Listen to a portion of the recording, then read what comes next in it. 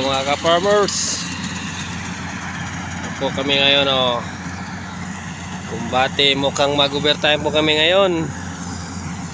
Dito kami ngayon sa Libertad size, parang ulan yata yung parain nila dito direct pero tumba, ang hirap harbisin. Lugi po to sa krudo kasi yung takbo namin naka medium lang. Hindi ka pwedeng maghain ito kasi hindi mo makukuha lahat. Ito po.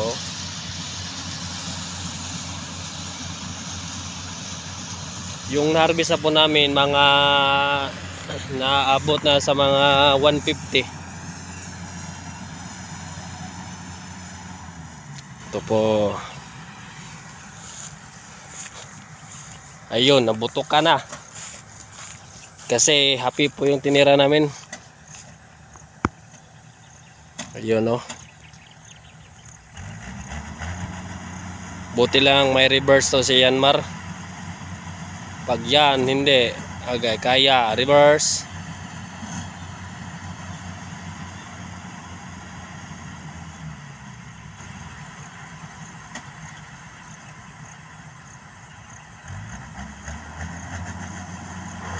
Tingnan nyo, nabutukan yan.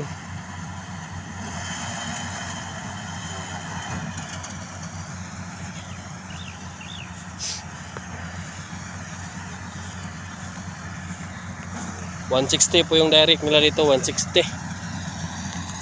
Direct seeding po, direct seeding mga ka-farmers. Time check po natin ngayon 4:25 PM nung hapon po. Ito po.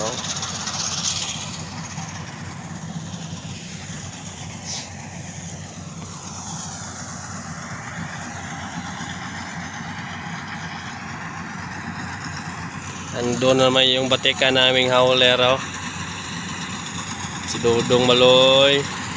Dong!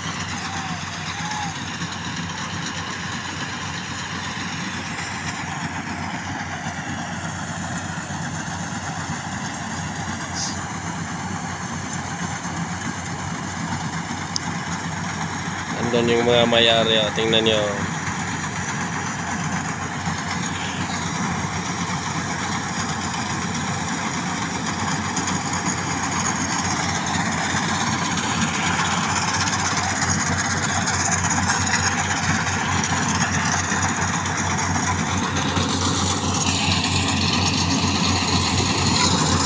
Unang sabak ko doon namin sa pag-harvest kasi doon sa amin hindi pa, mga 2 buwan pa yun